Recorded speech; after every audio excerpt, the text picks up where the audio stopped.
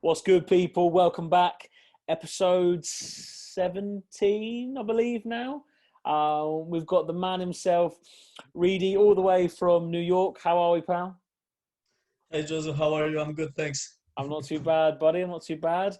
But yeah, we have someone else completely on the other side of the world to me. And I think today your journey's maybe a bit different to others that we had on here. And obviously you're still on your journey. So where I always start with everyone, the first question I always ask, when did you know you wanted to work in football? Uh, Honestly, I would say from a very young age, maybe I would say probably like 11, 12 years old. Mhm. And the interesting thing was that I mean, before that, obviously you have the dreams of being a player, but I think for me, I knew very early I wasn't gonna be a player, so I just had this always this dream of being a coach. I was, even in that young age, I was very kind of like fascinated with tactics, with strategy, with stuff like that. So yeah, I wanted to be a coach honestly since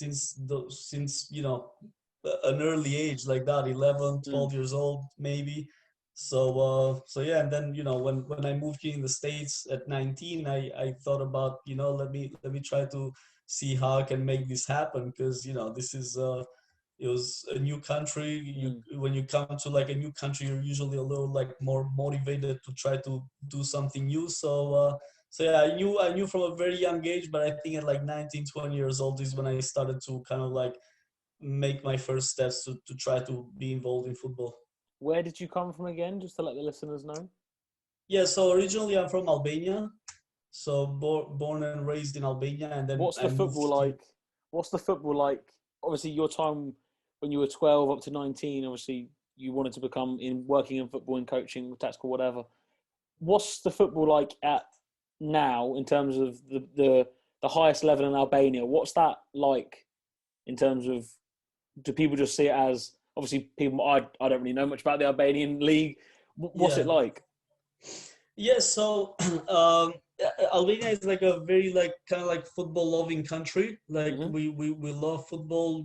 We're very obsessed with it, as kind of like all like Eastern Europeans are. But um, there's obviously things that have always been in the way of like the league or the football there to get better, like the organization, maybe the resources of the club.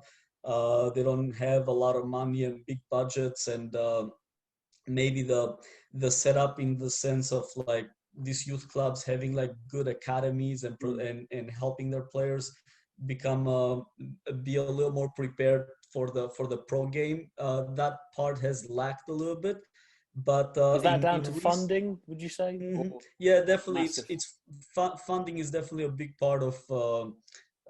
I think of why football is not getting to where it should get because of I think we definitely have the potential to maybe be kind of like a little bit of like a Uruguay of Hmm. Eastern Yep. Europe because we're small, but we love the game so much that we just need to create a little bit of a better system, of a better way, maybe also like a little bit of a way of how we're gonna develop players, like a little better plan Yeah. from the younger ages. And I think it's we have a lot of potential as a country. We did have our biggest achievement in 2016. We made the Euro Cup. Yep. It was the first big competition that we've made.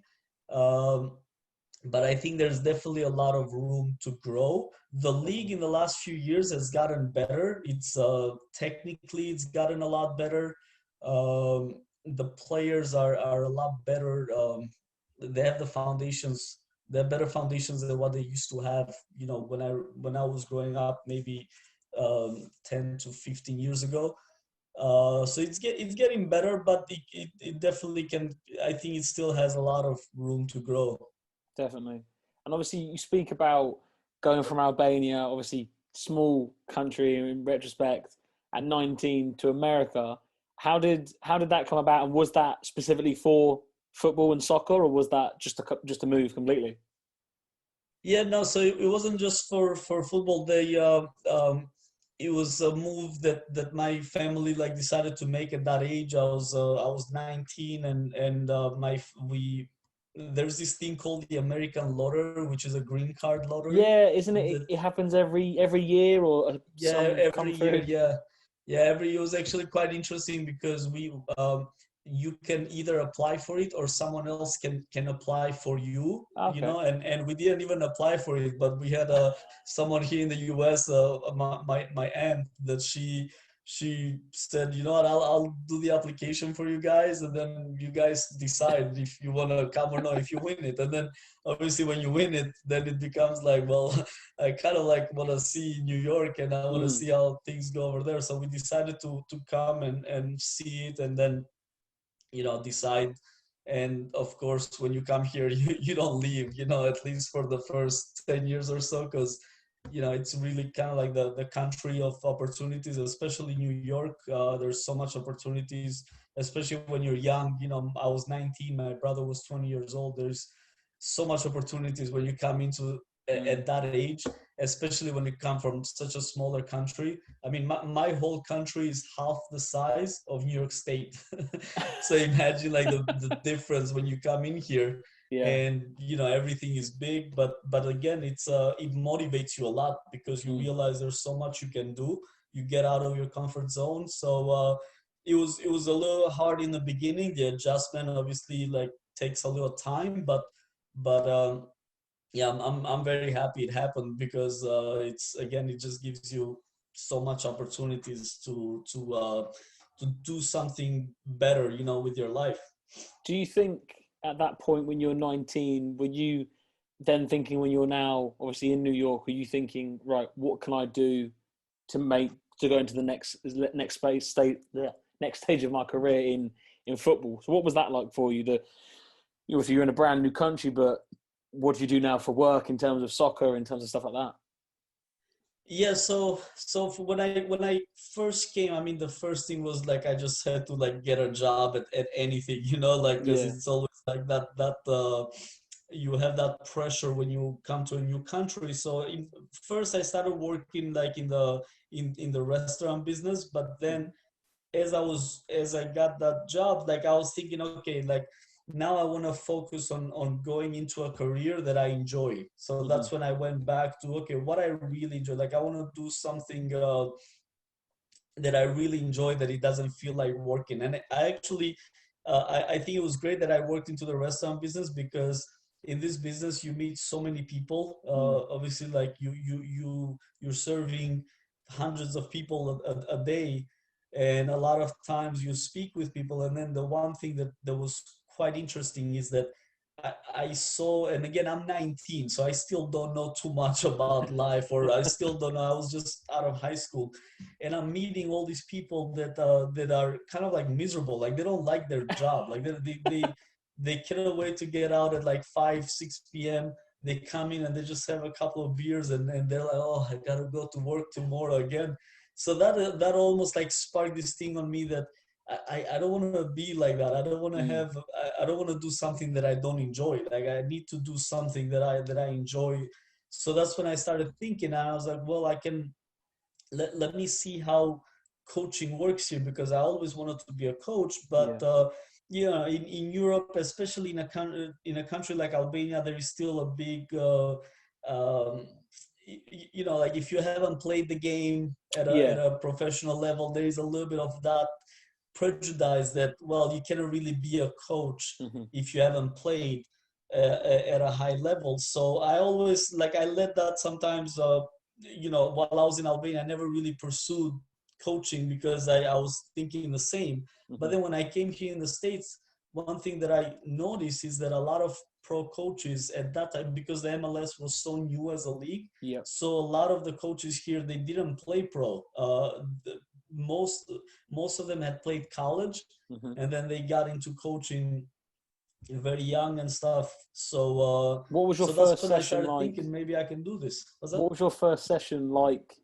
And what was it? Was it like a just like a kids camp, or what was your first session like? And do you remember that? Yeah, so the first actually I went the first thing I did when I decided I wanted to explore it, I joined one of these kind of like beginner coaching courses Yep. without even having any experience at all, just a beginner coaching course. And at the first session I ran was there. Uh, I will never run that session again, but but it was I mean, considering the level where I was, it wasn't bad, and I actually got very good feedback for it. Obviously, with also some stuff to improve and all that. But yeah, it wasn't bad. It wasn't bad. Just I think I did a couple of like back then and my first sessions after that, when I joined the youth club and all that, I think they were a little more isolated, like Yep. things that I'll do a lot more isolated stuff. And I think as I've gotten more experience and older, I don't believe too much in isolated work now, and I do things a lot more realistic to the game. But yeah, that was one of my first sessions that I remember was in that my very first session was in that coaching course, and yeah, it was fun. It was I think that's where I realized, you know what, I like this. I enjoy this. Like I want to see if I can pursue this further. And obviously, I know your pathway in terms of working within kind of like high school and collegiate soccer in the States. And to everyone else, obviously, here in the UK, we don't like your college is our university. Like it's it's just like kind of a extracurricular activity, really. Mhm. What is the massive like? Why is college soccer or college sports so big in the US? Yeah, I mean that's a good question. I'm not sure exactly why, because I think this is like the college sports are kind of like there's a big history in those. They've been around for so many years. Um, so I think it's just like a cultural thing Mm-hmm. here in the US, and I think a part, maybe if I can think about a reason, I would probably say that even going away from soccer to the other sports that have a little more history here in the United States, um, there isn't that many professional teams Yeah. in, this is a country that is the size of almost the whole of Europe. So it's kind of like there's only about, I'm not even sure in the NFL or all these professional leagues, they probably have only about 20 teams or Mm. around that number. So I feel like people in there's places in the US where all like towns and small cities, they live for college sports, because I Yeah. feel like they were close to a college campus or close to a school, and they identified with that school I've and with that program. I've always seen as well, obviously in here in the UK and across Europe, like you'll probably know in Albania, like we have academies starting at say like under eights, under nines, all the way up to the Yeah. 23s. I've always looked at it as obviously college soccer. Obviously you've got D1, D2, and then the other ones like that. Is that kind of? Do you think it's so big in terms of soccer because the academies aren't really as pushed as much, and you've got like the the MLS draft and stuff like that, and it's with all the money that people are spending on to go to college, it's like, well, if we can get the best players in, we can then be known for, I don't know, our best player went to the Cosmos or something. Do you know what I mean? Yeah. Do you think that helps? Obviously, not having like a major academy kind of platform throughout the whole of the US. Yeah, probably before, because now every MLS club has an academy, and a lot of the academy system has gotten a lot stronger in the last maybe 10, 15 years. But I could definitely see that before that, because the pathway back then used to be you played high school and maybe for a travel team, and usually the travel teams that were really academy type teams. So a lot of times players, there was kind of like regional programs that they will accept only the top Yeah. players. So this was usually the pathway, and then you made the college level. You played for top colleges, and then you went pro in the MLS. Mm-hmm. So I could definitely see that being the case. Maybe, like I said, maybe 15 years plus ago, but in the last maybe 10 years, the MLS academies have gotten very strong. So most of the top players now are coming from their systems. Yeah. Uh, Do you and think because there's such like an identity now with a number of clubs? So, for example, like at Atlanta, Mhm. sorry, however you want to say it, Atlanta in the MLS, and obviously they've got Atlanta 2 in the USL. Do you think they're trying to get? Obviously, if you look at like Man City, Barcelona, they have a way of playing from kind of 15, 14 upwards. They'll try and get them playing out from the back. Do you think that's what they're looking at from the European model and looking at, well, if we can get these players playing how we want to play, by the time they get from 12 to 22 and they're playing in our first team, it's not like, oh, we're taking off a seasoned pro and then bringing on an academy boy who's not actually played much. Does that make sense? Yeah, yeah, no, definitely. They're trying to create always like their own identity. Mm. Almost every MLS club they have like a way of play, a style of playing, and they're trying to bring players through the ranks of playing their style. So Mm-hmm. I definitely think it's a lot better for them to develop players playing who are used to playing their style for many years versus bringing in someone at 22 from a college game Yeah. that has a very different way of maybe looking or understanding the game. And there's still college players, obviously, like the MLS draft is still on, so there's still players who do join Yeah. after college and play for MLS teams and stuff. But it's definitely I could it's definitely what you're saying, that they're looking now, they prefer to have a player who is Comes through. homegrown, yeah, Yeah. who has come through their system. Also, I think I think it's also kind of like financial reasons that player Yeah. is so much more marketable. I mean, you have an 18, 19-year-old like that, and if that player is sold to Europe or to a bigger club in Europe, Yeah. it's so much more marketable versus if that player was 22 and had come from the college So season. kind of like your like Alfonso Davies, for example, obviously coming through the Yeah, academy, stepping in at 16 and that kind of thing. What yeah. what is it like? Because I get these questions all the time, and I honestly, guys, honestly, I have no idea the answer because I've never experienced it. How did you get into kind of college soccer? Because it is from the outside in, I always look at it, and I've spoken to many people. It looks very hard in terms of getting in the door as a coach. How did Yeah. your position come about? How did that work for you? Yeah, no, it's definitely not easy to get in. Honestly, I was a little. It was almost pure luck because that was my first college. My first job in football was basically in the college game as a volunteer assistant at first, but it is actually quite crazy because I was working in the restaurant business, as I told you, and I had just finished that first coaching license that I ever took, and I'm just wondering how can I get Mm-hmm. into football, into coaching, because I didn't really knew the system that well. I had only been in the country for I think about 2 years at that time, so I didn't really know how the system works. So in the restaurant, there's two guys who come in and they're talking soccer the whole time, and I started talking with them about soccer. And then one of them is a first assistant coach at a college in New York, and we talk about soccer, and then we exchanged contacts. And then next thing I know, he invited me. He spoke with the head coach, and I was volunteering for their program the next season, and that was kind of like my first experience in the game. But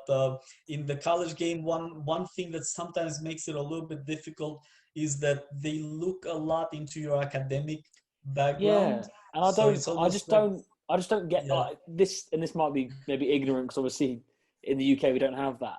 I don't really understand that at all because I've known coaches like in terms of their coaching qualifications are like UEFA A, UEFA B, like very very high, yeah, and they apply for jobs over in the US or in other countries, and they go, "Oh, do you have a degree, like yeah, an academic degree?" And they're like, "No, but I've worked with this professional club, this professional club, this professional," and they're yeah, like, "Oh, yeah. that's fine, no, don't worry." Like, why is that? Do you reckon is that just Yeah, I maybe like a mean, cultural thing, like you said? it's definitely the case. They don't really care too much about um, qualifications within the sport, but they care about, do you have a bachelor's, and Yeah, especially if you have a master's.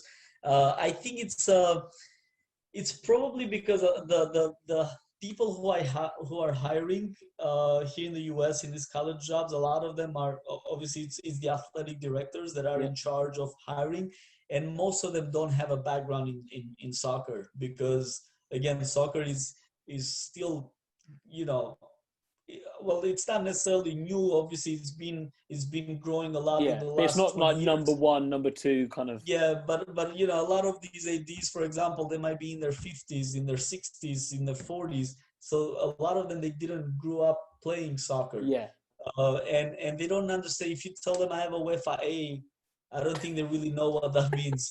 I don't think they really know what a US soccer A license means as well. mm. You know, I think, but so what they know is, well, we're a college, we're an academic institution, so I'm just gonna check your academic Academic. credentials, Yeah, because that's what I know. So, and also the other sports here in the US, one thing that it's been that I've realized, they're not like soccer in terms of qualifications for the sport. So, like for example, basketball, all these other sports, I don't think they have qualifications kind of like as strong as soccer. I might be wrong, but I mm. remember one time I was doing a research just out of curiosity, and I couldn't find qualifications like you have in soccer, where you have your pro A, Yeah. B, C.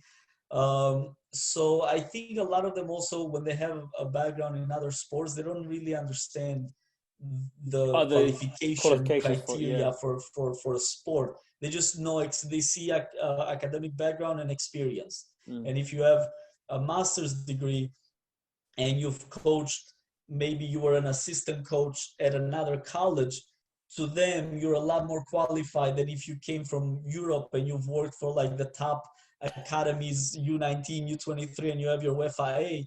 That's They'll go crazy. with the other route just because that's the route they What feel they more know. comfortable Yeah. with. Yeah. And you speak obviously so much of obviously like your journey and how you got to the US and how you're working in kind of the restaurant business. And you spoke nicely there of that it was a volunteer position for you. What would you give, or what would you say to other coaches out there that like yourself, like not once have you said during this time, oh, it was just the volunteer position. Oh well, like, I wasn't going to get paid for it. I'm not going to do it. Yeah. How, and I say it all the time, but how important is it for coaches when, for example, you don't have all the connections or people that you know or anything like that, to give up your time for free to show what you can do? How important is that for coaches to do?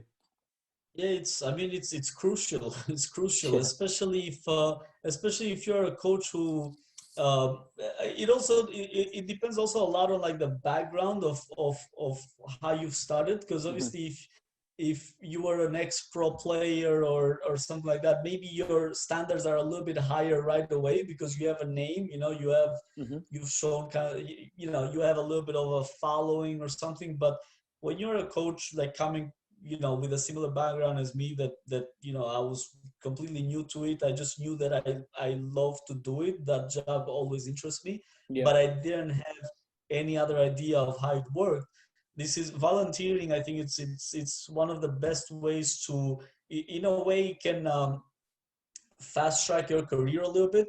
Hmm. Uh, Number one, number two, like you said, it helps you with get well connected, create good connections. But then at the same time, for me, a really important part of this was that I realized if I actually really enjoyed it or no.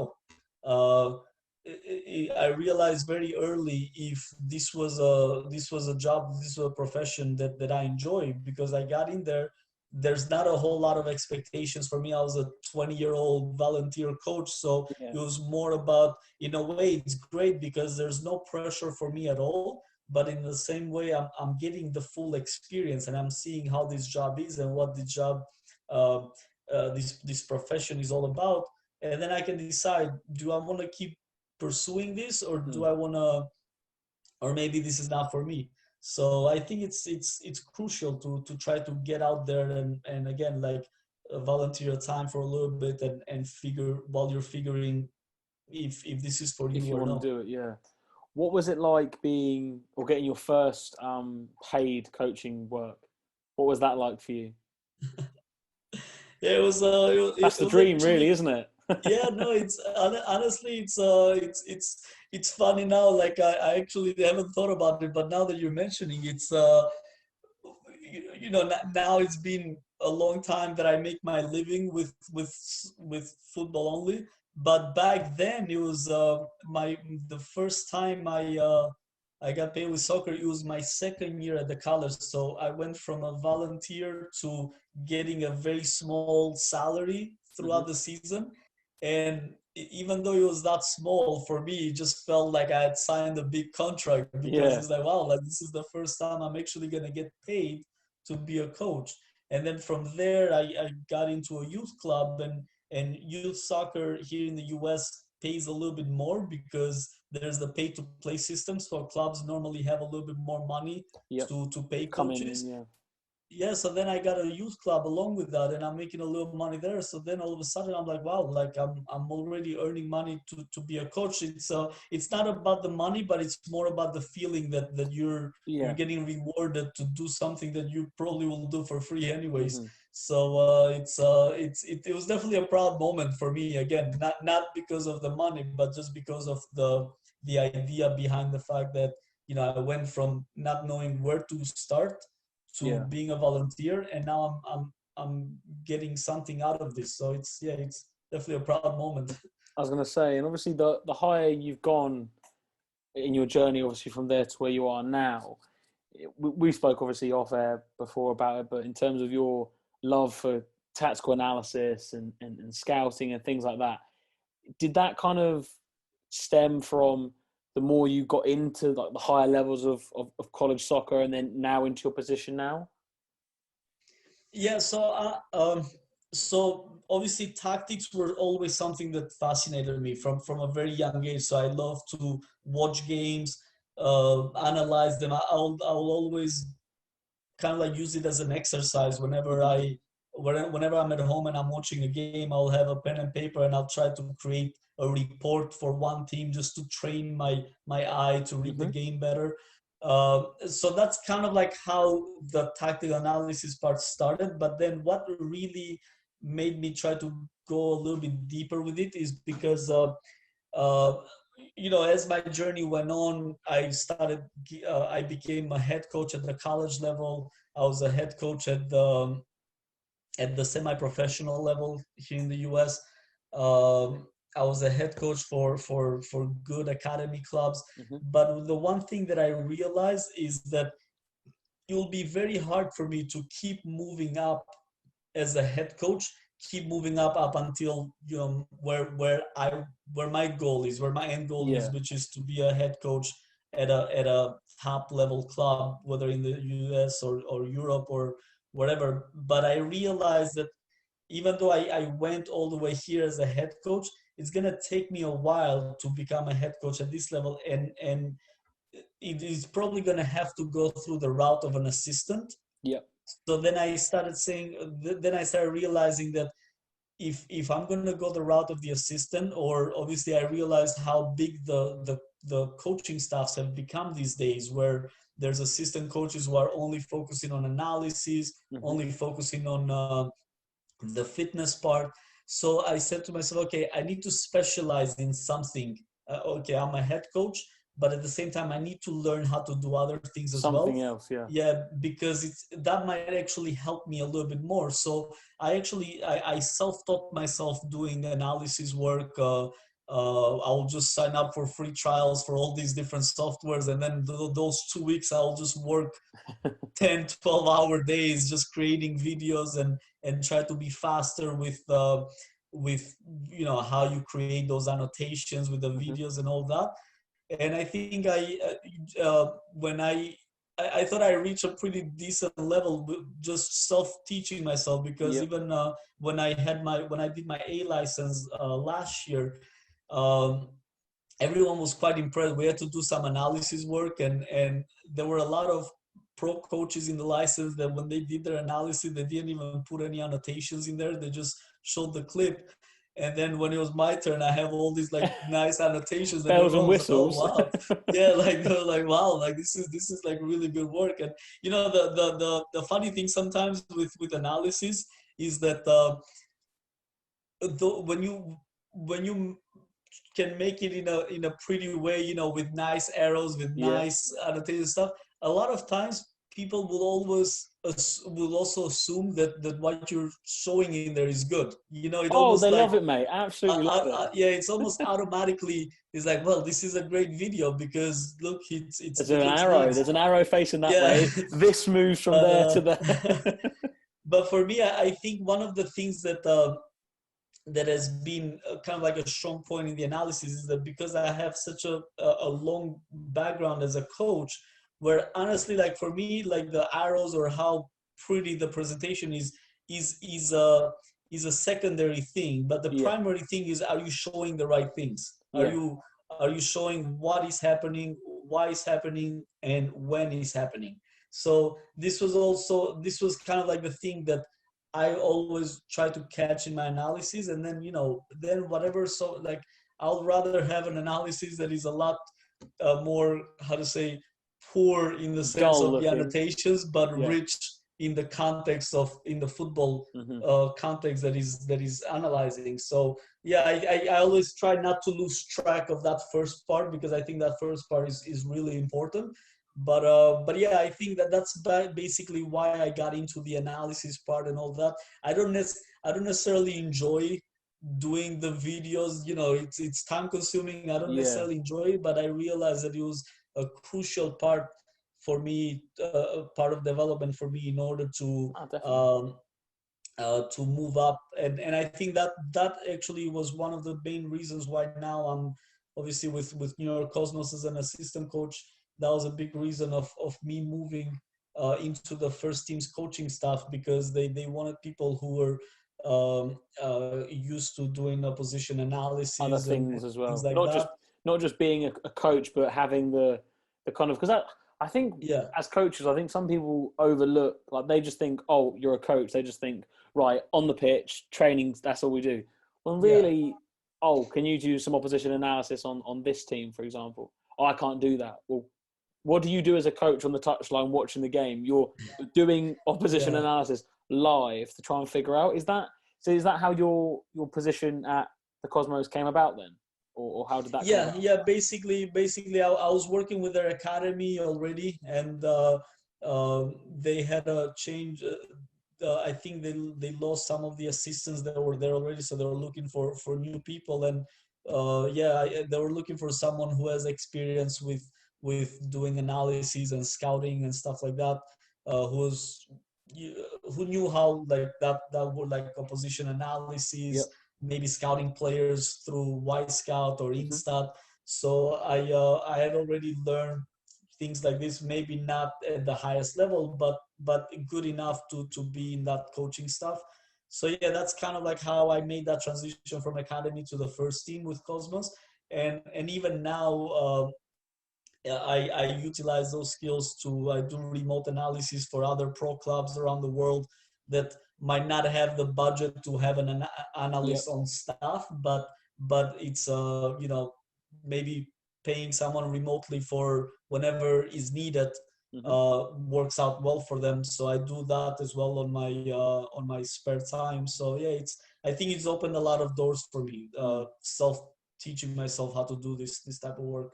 What was the jump like, obviously, from college and academy football to first team men's football, really? What was like that first day like for you going into the training ground on the first day? Do you remember? I'm guessing you remember that quite clearly. Yeah, no, definitely. Honestly, it was a bit intimidating, to be honest, I bet. because especially when you have been dreaming about it for a long Your time, big and then day. yeah, it's finally there. It can get a little intimidating, but I really enjoyed it. I mean, I really enjoy watching higher level games. Um seeing players who can do more things with the ball, who you can ask for more or you can expect for more. Hmm. It's definitely quite I want to say maybe rewarding as a coach to Yeah. get to work with that. And unfortunately, I didn't do because we had a very short season because of the pandemic last year. Mm-hmm. So I didn't get a chance to do a lot of training on the field myself. Mm-hmm. But I did a lot of work in the background in terms of creating analysis for the opponents, Mm-hmm. maybe scouting players that we were thinking of the first team. So it was definitely great. It was a nice smooth transition, I would say, from college, from semi-pro, from academy to that level, and it was good to see, how it is to be around these players, around pro players, because Mm-hmm. sometimes when you when you're not at that level, I feel like a lot of times maybe you think as pro players as kind of like they don't want to learn too much, or like they don't want to listen too much because they Mm-hmm. already know it, but actually it's the quite opposite. They actually want to learn even more, because they realize that from learning and from improving every day is what got them to that level. So most of them, they have this mentality of, yeah, like, just whatever you're gonna do, like, we'll do it. We'll do it Yeah. at 100% because we wanna get better. So it was a good first experience, and understanding of how that level works more from, I would say, maybe like psychological point of view, and Yeah. all that, to get introduced to that. And is it? I was speaking obviously in my couple podcasts before with Zhao, and we spoke about how much preparation goes into just one game of football. And I think people don't realise, oh, they go out on the training pitch for a bit, they come back in, they turn up on a Saturday or a Sunday and they play the game. How Yeah. much, obviously, because you see kind of a bit of both worlds, how much preparation does really go into a game? And is it a lot more than people think? Oh yeah, of course, it's a lot more, and I think it depends also a lot on how you approach the game or how you approach training, because I think in the old days, trainings, they a lot of times they were not as specific to the game, which Yeah. sometimes made it a little bit easier for the coaching staff, because they'll just think about, okay, I'm just gonna do a couple of drills to keep the players fresh and keep Ticking them over. sharp, Hmm. and then they will break the time a little bit more up until game day.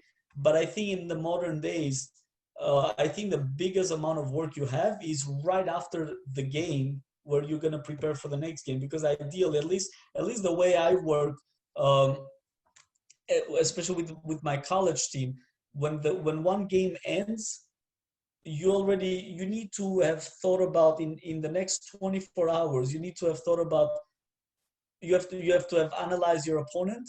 Hmm. You have to have thought about how you're going to approach the next game, and then you have to have planned all your training sessions leading up to that game to work on all those things that you're going to try to work on that game. You have to have prepared practices, to perfection, to make sure that you're gonna replicate those game situations that you think are gonna happen. Yeah. You're gonna replicate them in training. So the for me, for my experience, at least with the way that I work as a head coach, is that the next 24 hours after a game is usually the most demanding one, because I want to make sure that I have planned everything out for the next game. Usually, the 24 hours before a game, in this way of working, the 24 hours before the game are usually the lightest, Yeah. because you've already done pretty much all the work.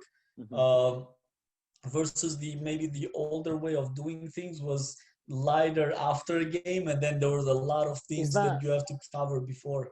Is that because, and obviously, I definitely understand your kind of logic behind that, and I think it's a better way to go. Is that because for that 24 hours prior to kick off, it gives you time to do the job that you're there to do? That is to get the players motivated the day before, the game day of, and just go in there and just have to do your job. Because, like you said, if you're going into 24 hours to go and you're still trying to figure out how we're going to beat a team or this or that, and you're then taking away all your energy that you could have on your players, or you're stressed Mhm. out, not giving it to Yeah, your players. And I think that's definitely yeah. something that we've seen. It's definitely a good point. I mean, I think so. I'll give you my experience because obviously, like I said, with Cosmos, it's not. I wasn't the main decision maker, but at least like the way I worked with the college or with the semi-pro team that I coached. Um, so the way that I'll describe it is kind of like when you're in school and you want to study for a test. If you have studied throughout the week Yeah, or leading up to the test, then you don't have to kind of like have your book out and just read quickly right before the teacher comes in, and like you put the book away and you hope that you're going to remember what you yeah, like just read in like 30 seconds. So this is kind of like the difference. And if you think about it, right, when we were students in school, whenever we were prepared for something, we felt more confident. It was like it's kind of like, well, I've been learning this um, throughout the whole week, so I feel confident. But then when you haven't prepared well and you have to resort into that reading, that last minute yeah. reading, then you don't have time. You don't have time to be confident. Then actually you lack the confidence because you have under prepared. So I think coaching and learning, they go hand in hand, Mm. and I think it's almost like the same way of thinking about it. Uh, I think the players are just naturally, they feel more confident, more more uh, more prepared for a Hmm. game, so that makes them feel more confident, I think. um, and honestly, the one thing that I've noticed throughout my experience is that when this happens, you actually have to do less motivating before the game, because the players are already quite confident and quite motivated. So you have to do less of trying to pump them up or try to do something, because you don't really have to do it, because or you can do it very little depending on a game, because they are already motivated, they're already Yeah. confident. Then anything more than that, it's just going to make them overly confident, which Hmm. sometimes is also not good.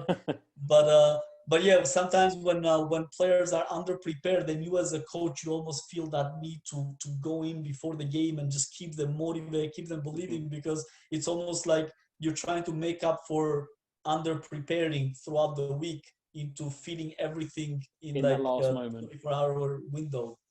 No, Yeah. 100%, man. I think so many coaches that are out there, and I think as a coach, you can always see when someone's not prepared because they're just everything's a bit more flustered. And yeah, I think it's a good point. But where do Yeah. you see, just before we get on to my last little point, where do you see soccer in the US going? And I always see it as it's slowly on a trend, and it's getting bigger and bigger and bigger.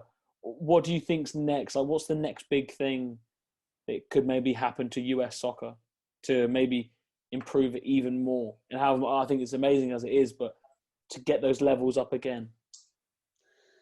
Yeah, good question. I think so. It has definitely gotten better from the time that I've lived in this country.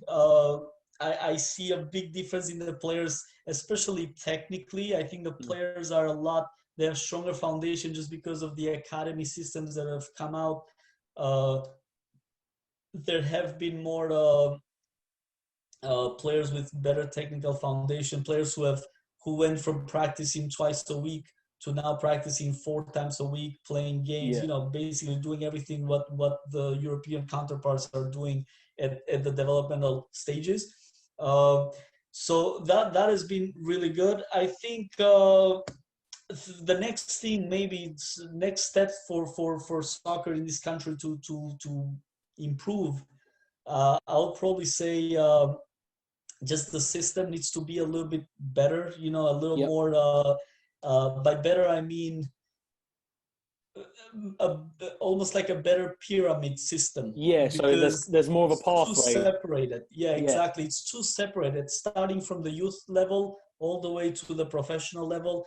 Every league is almost like their own thing, yeah, and especially at the youth level, when you have that in the youth level, the problem is that um, at the crucial age of 14, 15, 16, 13, those players, they never play with and against the best players Yeah. because they're all separated. They're not part of one pyramid. So it almost, the system filters out the best players Yeah. to reach the When top. really, if you developed everyone kind of like you said in the same pyramid, they're all playing against each other. They know what it's against, and then some players Yeah. that may be kind of late developers can maybe another team might look at that and go, well, will we see that in him or her or something like that? Yeah, no, for sure. Yeah, I think it makes sense as a system, and it's easier for not only for coaches or to know where to find the best talent or the scouts and all of Mm-hmm. that, but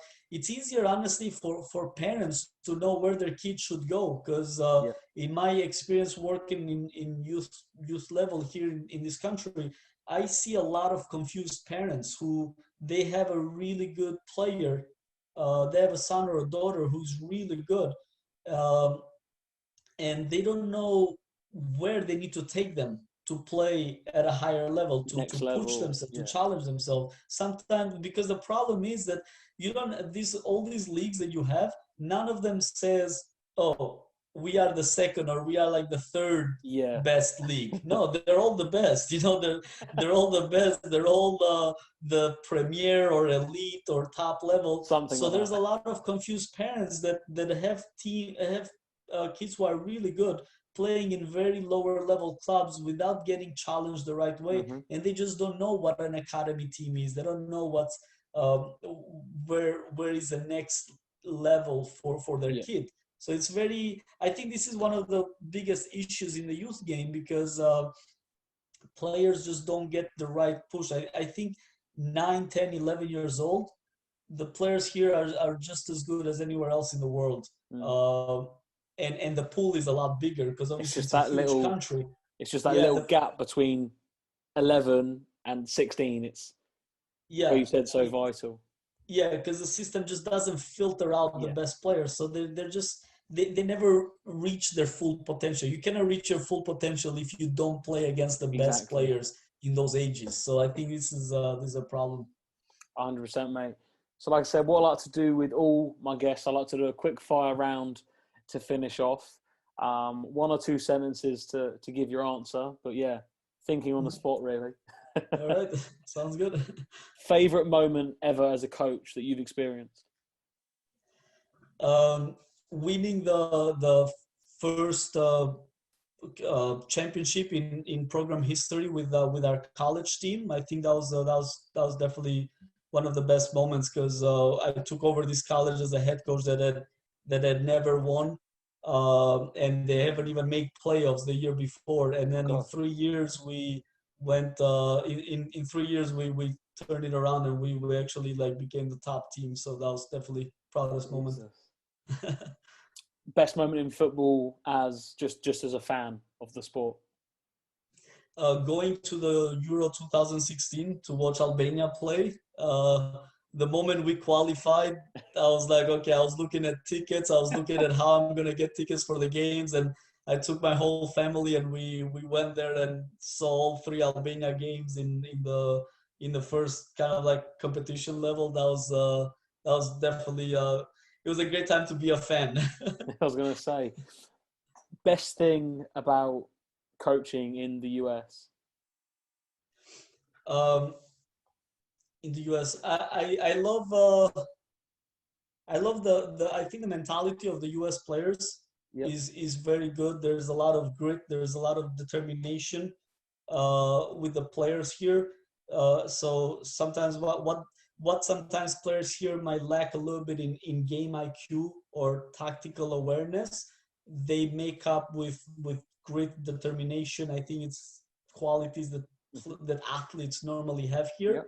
So sometimes you as a coach, if you can fix that that if you can make your sessions or as you're working with them, make them a little more aware of the tactical part of the game, you see a big difference right away. Because I think that's one part that is missing from the players here in the US. Best player you've ever coached?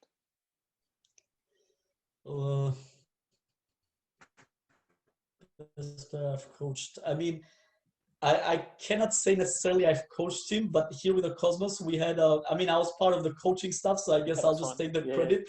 But here at New York Cosmos, we had the Albania national, ex-Albania national team captain who came and God. played here his last 2 years and just retired.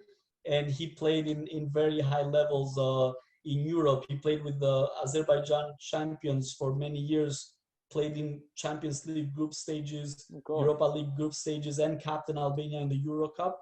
So just seeing the quality that he has on the field, on the ball, Mm.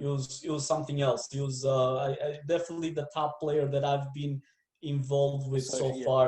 Again, I didn't do a whole lot of coaching on the field, so I cannot really say that I coached him personally, But you've but seen as a I coach, was yeah. still involved with the process of preparing games and all that, so I could still I was still probably involved with him as a player. So yeah, that was definitely the top player so far.